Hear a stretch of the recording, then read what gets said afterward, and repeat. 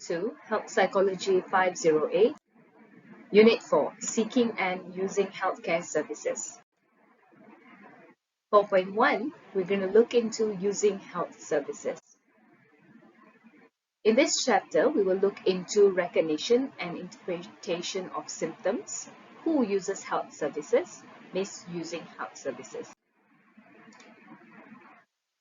Now, when it comes to recognition of symptoms, there are individual differences as well as attentional differences. Individual differences is people with illness, anxiety disorder who believe normal bodily symptoms as indicators of illness. Neurotic people either exaggerate symptoms or are more attentive to real symptoms. Attentional differences is people who focus on themselves who are quicker to notice symptoms versus people who are more distracted, with who they would attend less to themselves and experience fewer symptoms. Situational factors.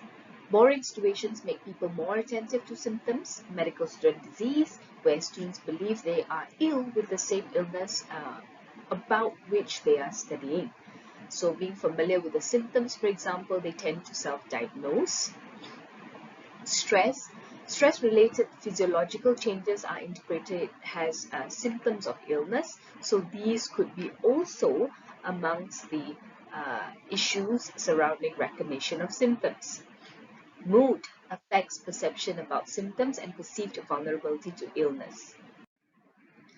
Now, the interpretation of symptoms, prior experience are common among people in order for them to regard as an illness being less serious, for example, rather than a rare disorder.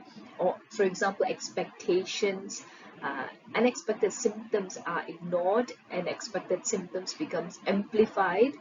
Seriousness of symptoms, treatment is sought only when symptoms affects a highly valued body part, or if it causes severe pain, and then only that treatment will be sought. Now, the common sense model of illness holds the belief that people held a belief about their symptom and illness, and it is organized in an illness representation manner, which includes basic information about an illness, an identity of the illness, the name of the illness, causes, factors believed to have led to the illness, the consequence, which is symptoms, treatment, and the implication for quality of life, the timeline, the length of time the illness is expected to last, control, cure, whether the person believes the illness can be managed or cured, and coherence, how well these beliefs represent the disorder. There are different types of illnesses within the common sense model.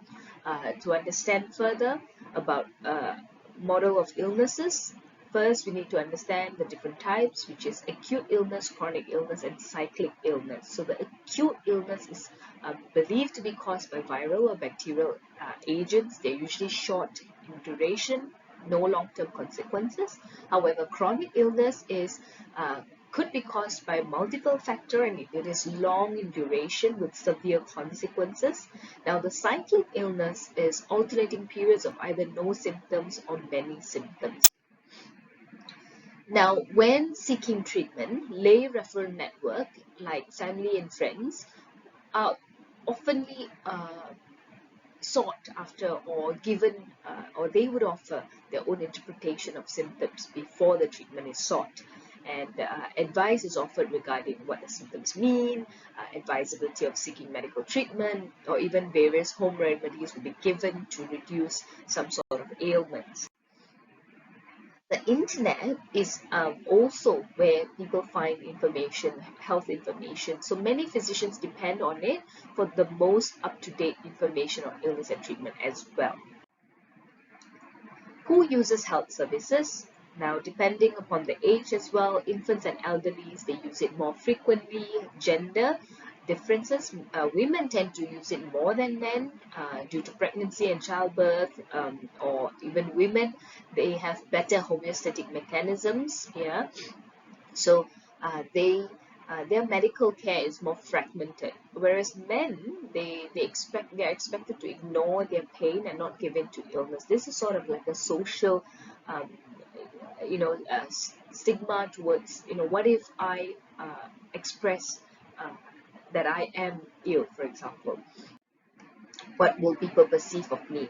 Now, also social class and culture, lower social classes use it less than affluent ones, and social psychological factors, individuals' attitudes and beliefs towards health services and symptoms also impacts whether they would use health services. Children learn how to use health services from their parents, so has modeling. So if their parents use it, they realize, oh yes, they would need to seek help if they need treatment, so they model the behavior from the parent.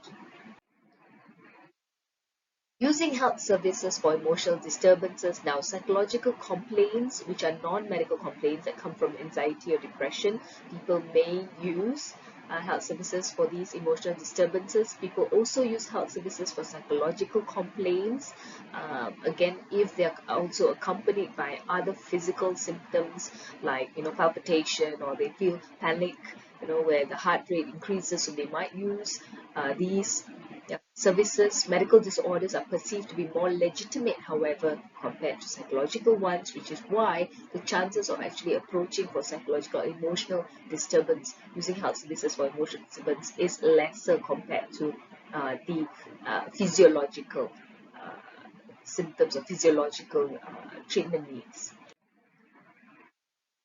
It leads to secondary gains as well, where uh, people tend to feel that if they are ill, they benefit from being ill. So they need particular documents, for example, to show in order to get leaves, annual leaves, medical leaves, and or even being absent, or to collect wages at work.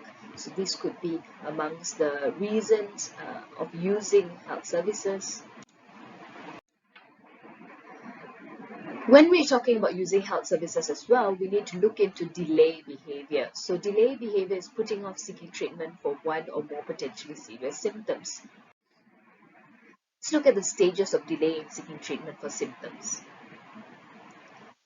Appraisal delay, time taken to decide whether the symptom is serious or not, how they appraise the symptoms. Illness delay, which is a time between the recognition that a symptom and illness and the decision to seek treatment. So the time between recognition of the symptom as well as the time to make a move, to make a decision to seek treatment, that's illness delay. Got the behavioral delay, which is time between deciding to seek treatment and actually doing so, as well as the medical delay, which is time that elapses between the person's calling for an appointment and his or her receiving the appropriate medical care. The causes of delay, they're common among people with no regular contact with physician. Those who are phobic about medical services, they might delay. Symptoms that delay seeking treatment, those similar to a previous one that turned out to be minor. So for example, if they seek treatment for something they perceive to be severe, but then it turned out to be minor, so they might not seek treatment subsequently for physical symptoms as such. Those that do not hurt or change quickly, for example, they wouldn't go and seek help for this. Those that are easily accommodated, they wouldn't. Now, the causes of delay, typical symptoms of a disorder are more likely to be treated versus the non-typical. So delay in taking recommended treatments as well. Patients no longer feel any urgency about their condition, so they might not want to go. Patients become alarmed by the symptoms and avoid thinking about them altogether. There's those type of patients as well who becomes alarmed and say, no, I'm not going to go and seek treatment. Now we're going to look into 4.2, patients, providers, and treatment. Who is a healthcare provider? Usually, they are nurses, advanced practice nurses, who are nurse practitioners, nurse midwives, clinical nurse specialists, nurse anesthetics, and as well as physician assistants as providers as well. They are medical assistants. They perform many routine healthcare tasks, and they do different roles versus what nurses do as well. Now, the patient-provider communication is about judging quality of care. So the manner in which care is delivered is used as the criteria. Patient consumerism is patients having a desire to be involved in decisions that affect their health. So now patients need to be convinced to follow a particular treatment. Plan requires the patient's cooperation in these days, and patients often have considerable expertise for their health problem. So this is how the medical approach has moved at present. The patient-provider communication has moved at present. Changes in the philosophy of healthcare delivery, the physician's role is also changing, where it becomes more involved with the patient, being involved and assuming more responsibility, as well as holistic health movement and healthcare looks into health as being a positive state to be actively achieved. Western medicine incorporating more Eastern approaches and greater emotional contact between patient and provider. Now, the provider behaviors that contribute to faulty communication could be inattentiveness. For example, they're not paying attention to what the patient is saying, using of jargons, medical terms that do not make sense, patients do not understand medical terms, baby talk, treating patients with not in the same level as understanding as them, non-person treatment, as well as stereotyping of patients that could also lead to faulty communications in which patients would tend to feel uncomfortable, then it breaks the barrier, provides a barrier and rather breaks the communication. Patient contributions to faulty communication is, for example, patient characteristics. You have patients who are difficult patients. They don't listen, for example. They tend to want to talk more. The patient's knowledge also, their understanding level also can provide faulty communication. Their attitudes towards the symptoms. So if they're taking it lightly versus taking it too seriously, so that also could be a faulty communication. Now, interactive aspects of the communication problem, providers rarely receive feedback. When a patient doesn't return, for example, the treatment may have led to a cure, or the patient may have gotten worse and gone somewhere else. The patient may have failed, but the patient got better anyways. The patient may have died, or again, now we talk about feedback. It is very essential for providers to have feedback, to know if the patient has received the appropriate treatment and if the treatment was successful. Now, the results of poor patient-provider communication is non-adherence, and that's the largest amongst in the world when it comes to non-adherence, where patients do not adapt the behaviors and treatment they are recommended by the providers. This estimates between 15 to 93% of patients who do not need or heed their physician's advice. So this is quite a common scenario. And what happens if there is poor adherence? Of course, the treatment becomes a failure.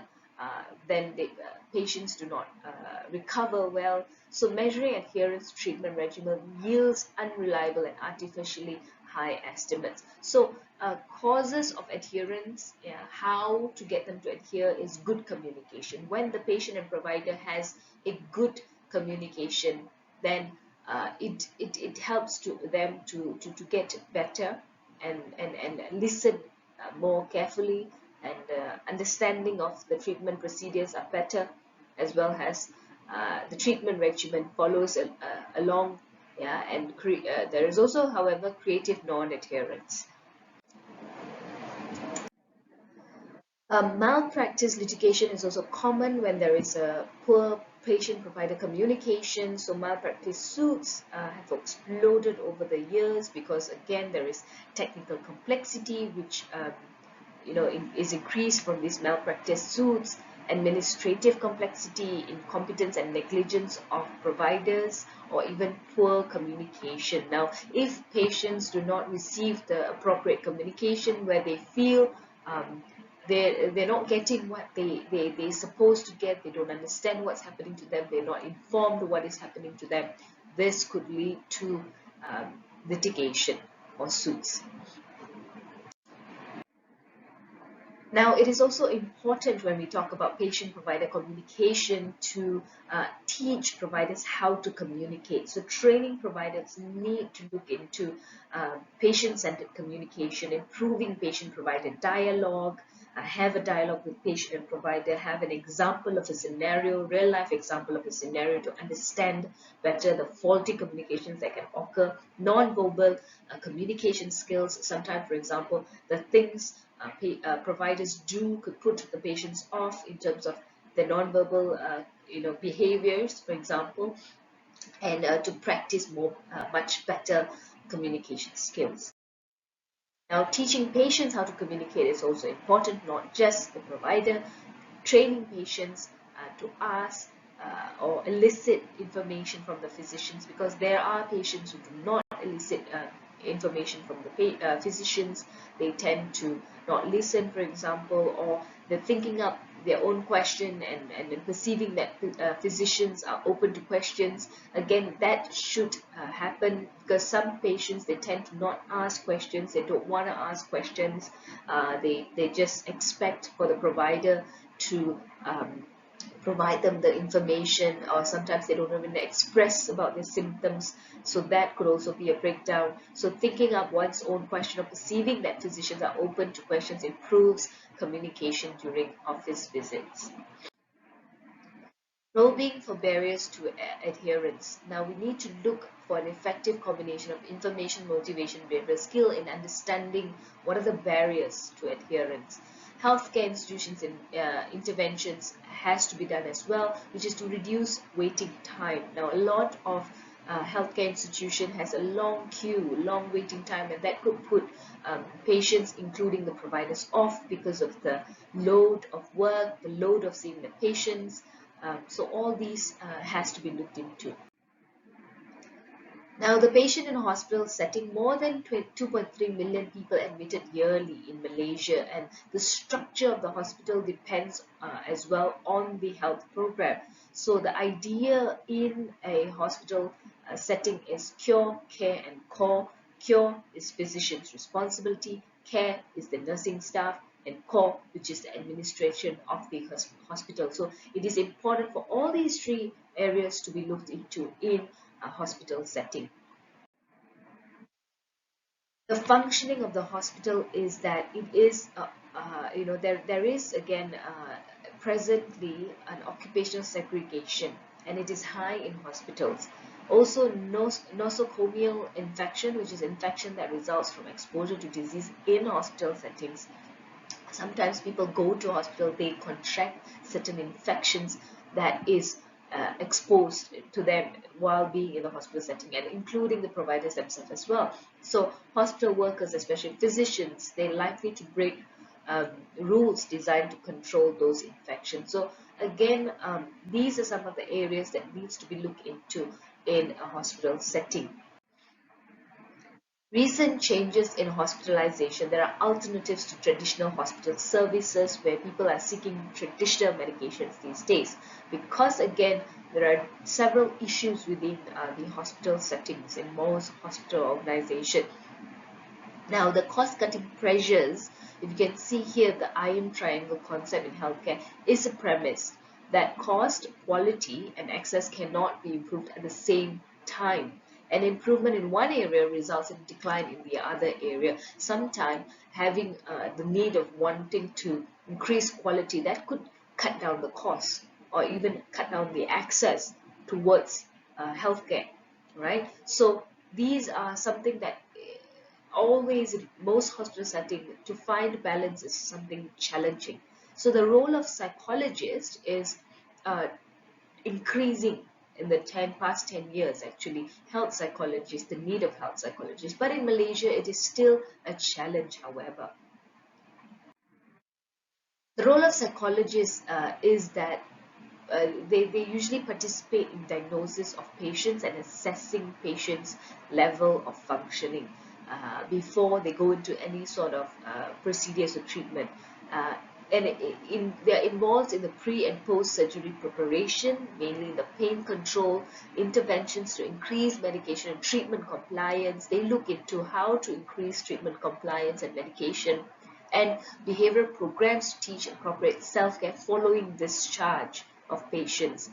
Say, for example, after a gastric bypass surgery, the cardiac rehabilitation is also assisted by health psychologists. Yeah, so diagnosing and treating psychological issues that can complicate patient care, including anxiety and depression. So these are also some of the roles of a health psychologist in hospital setting.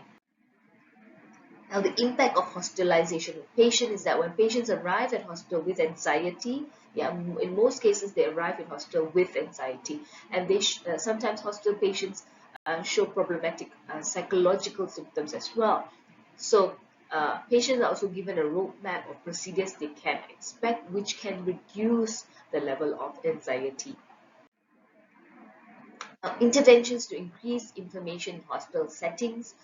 There was a landmark study by Jennings 1958 that looked into fearful patients. When patients are fearful, they are too absorbed with their pre-operative fears to process preparatory information adequately. So when they're given, for example, any preparatory information, you need to do this, they might not be able to process because they're so absorbed in their fears towards the pre-operative processes. And patients with moderate fears were able to develop realistic expectation of what post-surgery could be and how to take care of themselves. So preparation for patients is very beneficial.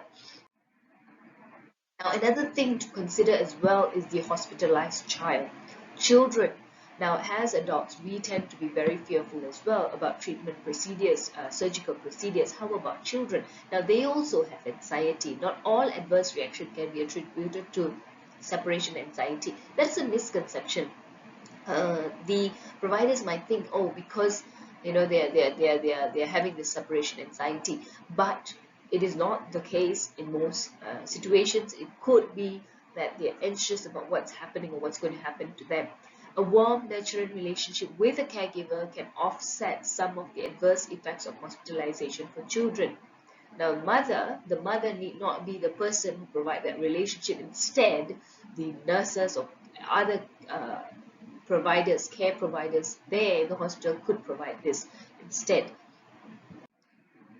Now, preparing children for medical interventions usually, right, are, for example, cases of conscious sedation or distraction for managing pain and discomfort, exposing children to a modeling film so that they watch that and they realize, oh, this is what I should do in these kind of circumstances. So they realize that they can model those behaviors. Coping skills preparations can be given to them as well. Explaining their illness and treatment, children can tend to understand if explained at their level. Encouraging children to be vigilant copers of stress instead of avoidant copers, as well as parental support, but not necessarily parental presence, because in some cases the parental presence can be overwhelming, yeah, which may block certain chances for providers to provide certain help and treatment for the child. Now we're going to go into the unit 4.3, which is management of pain and discomfort.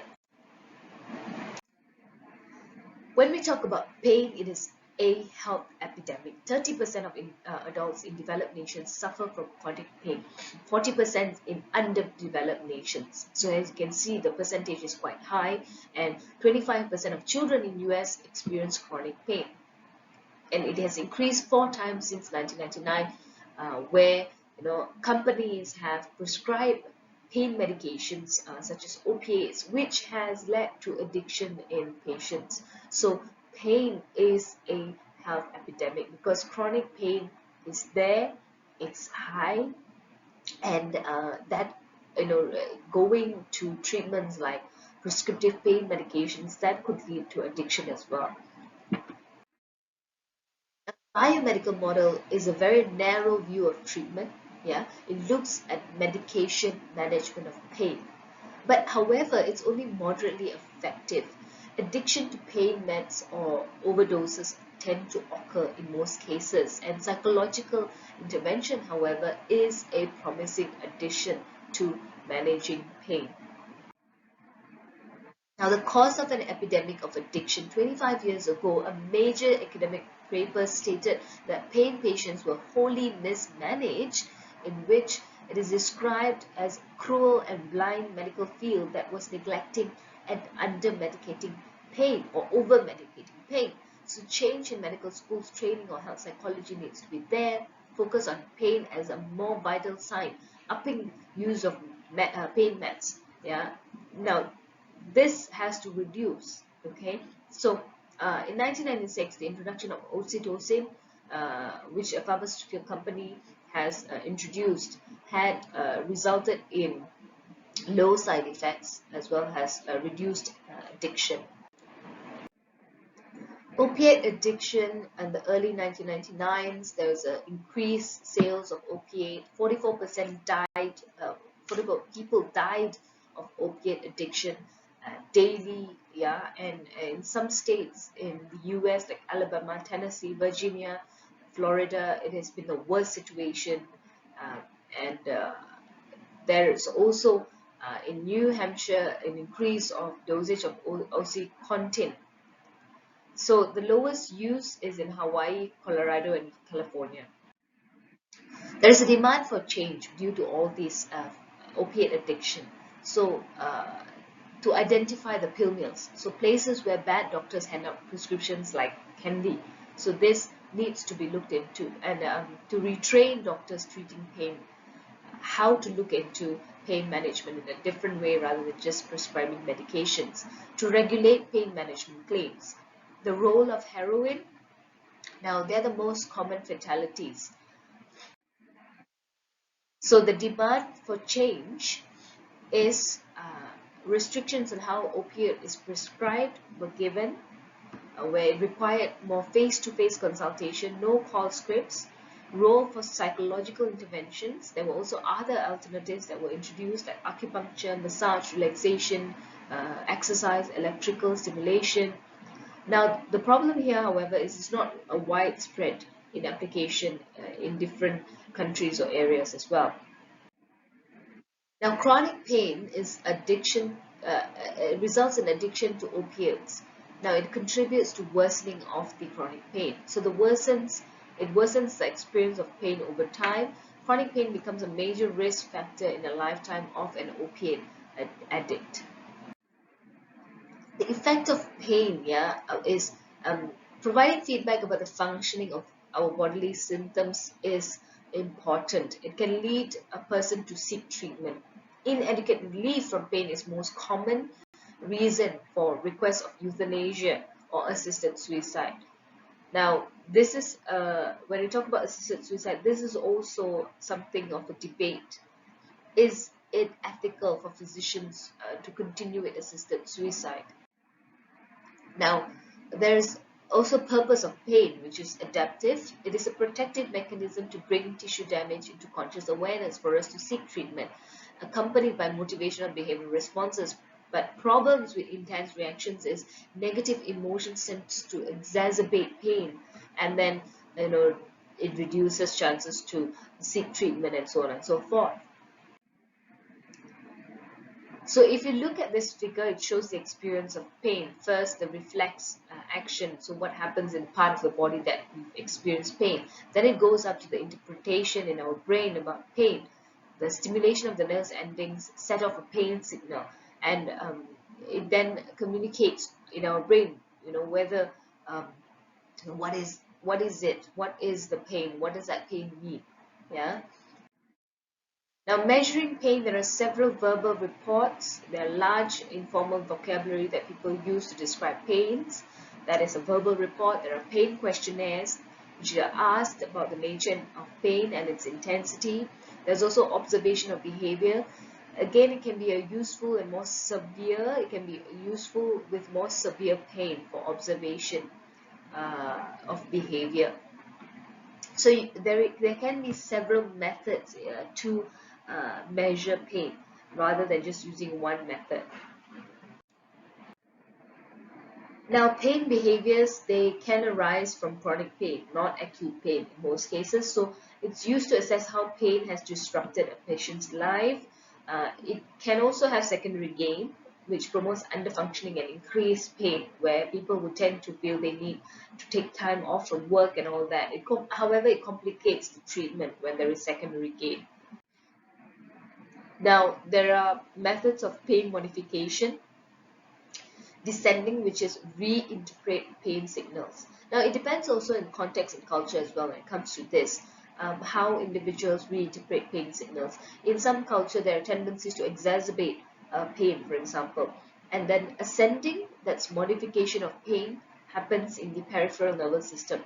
Now, that is through the pain gate theory, in which pain is managed by providing another sensation on other parts that reduces the pain. We'll see that shortly. Elusive nature of pain, the degree to which pain is felt depends on how it is interpreted, context in which it is experienced, cultural component as well. When members of some cultures react more intensity to it than those from other cultures. Also, gender differences, women tend to show greater sensitivity to pain compared to men. When we look at pain in the brain, no single pain center is found. The frontal lobe interprets the pain. Insula assesses the seriousness of the pain. And the limbic system is usually the emotional reaction that comes from the pain. Yeah? And the paraequidictal brain is the relief pain center, and usually used to understand during cancer treatments. Now, we touched a little about the gate control theory of pain earlier. What is this gate control theory? It is the first scientific understanding of pain. Receptors sense injury, right? And then they release chemical messages to the spinal cord, which goes to be interpreted in the brain. The A delta fibers, these are the small myelinated fibers. They transmit sharp, brief pains rapidly. And it turns on the off switch nerve, yeah, which can result in only short bursts of pain.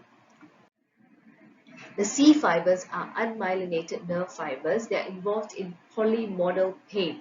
Yeah, they transmit dull aching pain. It closes the gate of transmission of sharp pain.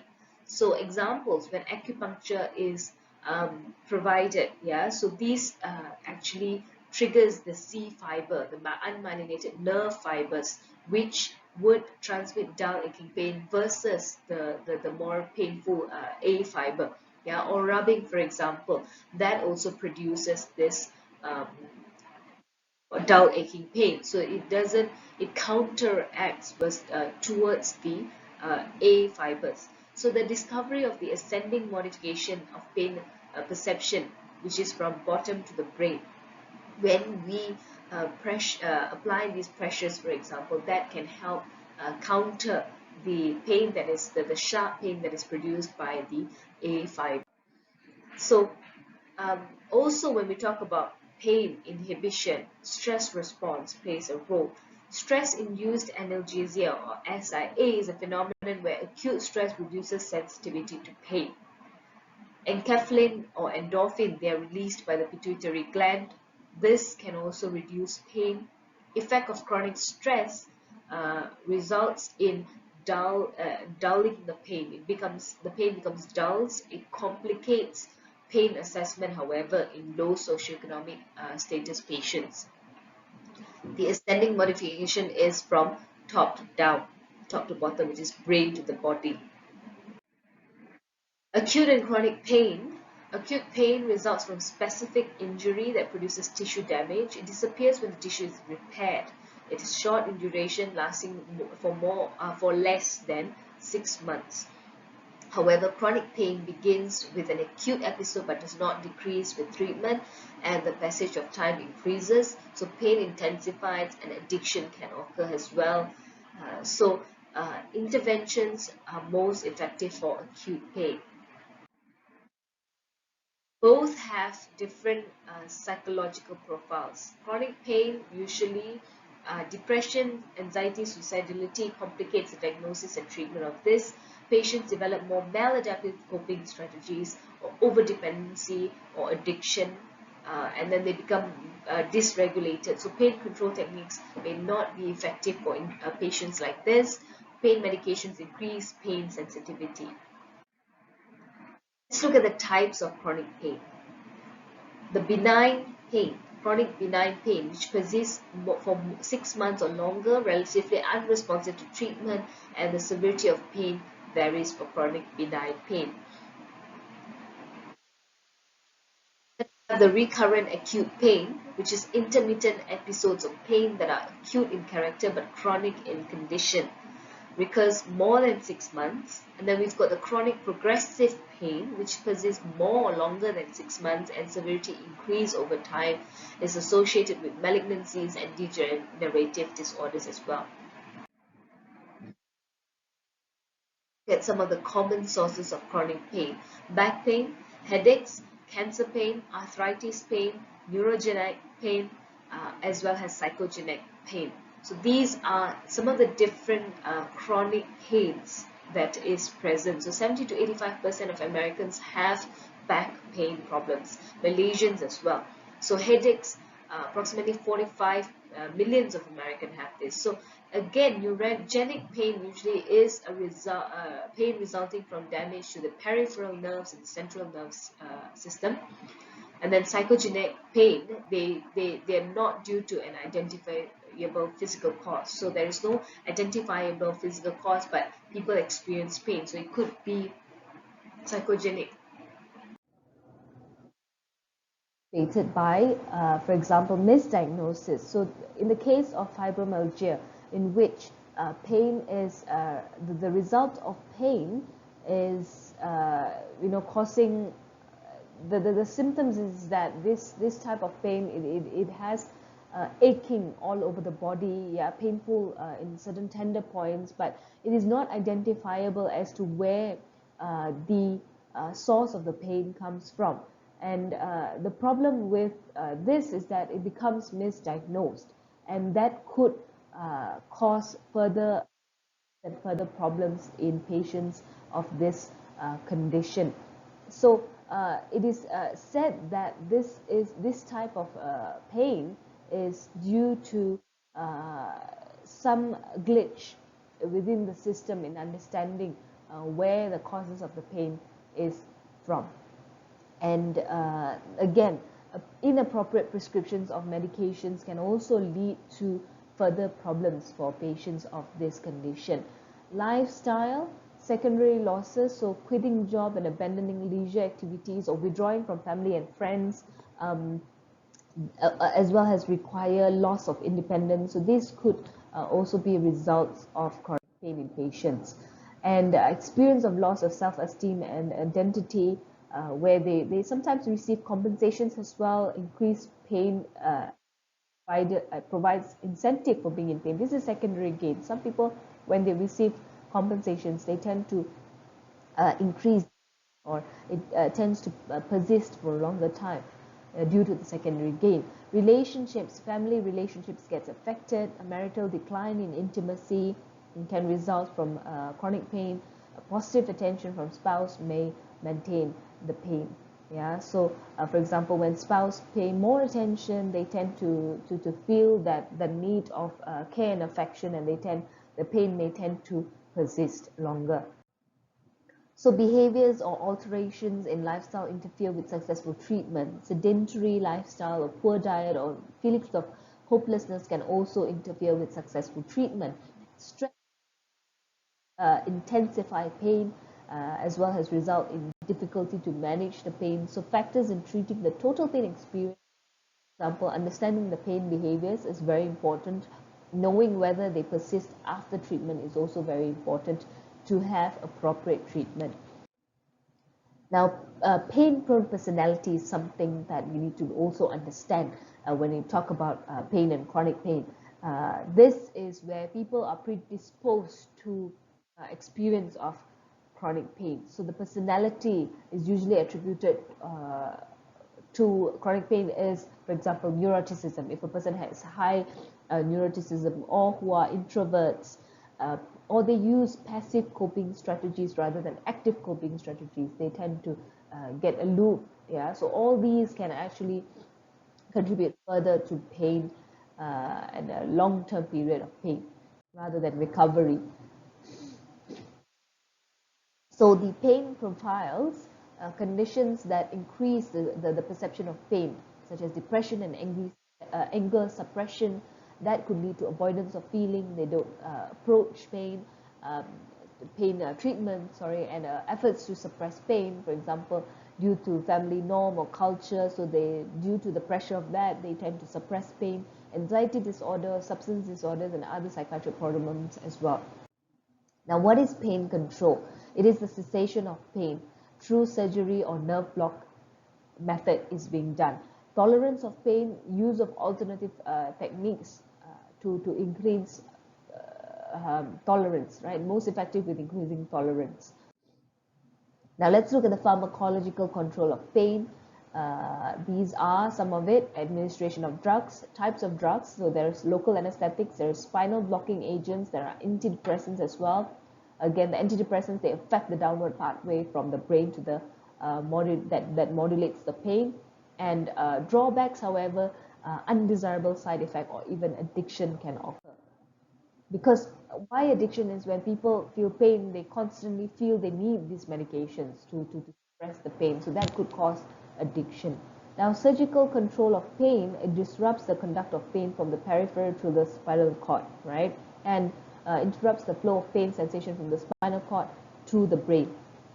So, however, the drawback is that effects are short-lived and very expensive to do surgeries as such, and surgery can damage the nervous system. For example, cancer, right, resulting in certain pain. People tend to use surgical control, but that could also be very detrimental. Counter irritation, so inhibiting pain in one part of the body, stimulating, mildly irritating the other. This is going back to the gate control theory. So exercise and other ways of increasing mobility also help the chronic pain patient, right? So counter irritation, like rubbing the place that is counter to the pain, or providing acupuncture. These are some methods of counter irritation. Now, for psychological control of pain, it is understood that it requires patients to actively participate and learn, more effective for managing slow rising pain for psychological control of pain. Now, biofeedback is also some of the method, providing a physiological feedback to a patient about some bodily process where they are unaware of, can help to understand their pain condition better. So it targets function to be controlled is identified and tracked by a machine that is played. Patients attempt to change their bodily processes with the help of continuous feedback. So, for example, monitoring their heart rate, blood pressure, muscle tension, sweat responses, which is through the galvanic skin response, yeah, to see when they manage pain, what are the bodily processes that occurs subsequent to that. So these biofeedback help them sense or see that while I'm doing these things, that helps my physiological reaction to reduce as well. So relaxation techniques like yoga, meditative behavior, or shifting the body into a state of low arousal by using controlled breathing, or using some other physiological effects that is similar to the release of endogenous opioid mechanisms, can also help. Distraction, turning attention away from the pain, though it's very challenging for chronic pain, it are one of the methods that can be used. So focusing on an irrelevant and attention-getting stimulus, distracting oneself with a high level of activity. So recently, in recent years, they've used and it is found to be more effective versus giving opiates, any analgesias. So, for example, they are asked to view some scenery within the virtual reality. They place this virtual reality tool, yeah, and they see some beautiful scenery, they hear some music. So all of this can be some form of distraction, and it's most effective with for coping with low level of pain. But yeah. Now, coping training is also very important. So it helps chronic pain patients manage pain better, take inventory of current coping, assess the efficacy of current coping, then expand to new approaches, providing social support, self-care, and self-efficacy. Cognitive behavioral therapy also is some of the method that can be used where you reconceptualize the problem from overwhelming to more manageable. So reconstruction of the cognition, reconstruction of the distorted thoughts. Yeah, we eliminate catastrophic thinking like this is worse, I'm going to die out of this pain. Yeah, we eliminate that. Think situations in a more rational rather than irrational manner. And for patients, I believe that the required skill will be taught to them, become competent individuals, aiding to control of methods to break up maladaptive behavioral syndromes if they have any of those mentioned prior to this, which is, for example, the behaviors like, being the neuroticism behavior or being victims of pain, for example. So that also breaks the maladaptive behavioral syndromes. So they learn to make more adaptive responses to pain, encouraged to attribute their success to their own efforts, their thought relapse prevention, also trained to control their emotion response to pain, which is either anger, anxiety, or sadness. So with CBT, they are because when they have these emotional responses to pain, that tends to exacerbate the pain further. Mindfulness training can be used as well. It basically addresses how patients experience pain, to be mindful of the conditions of their body, the feeling, the symptoms that happens within their body, not the antecedents or consequence. So to understand the emotional regulation while experiencing pain, how to regulate their emotions. It's not on cognitive regulation, CBT. It is learning to soothe, self-soothe. And it is contemporary addition to CBT, the mindfulness. And pain management programs are also there in which interdisciplinary efforts are being used in hospital settings to bring together neurological, cognitive, behavioral, and psychological expertise in dealing or managing with pain. So the steps is usually initial evaluation and then providing individualized treatment to patients by giving these different different methods, different areas to focus on these different areas to help patients manage their pain. Now, pain management programs, they also usually would have patient education, involvement of family for family support, as well as relapse prevention. That ends chapter 4, and I will see you in chapter 5. Thank you.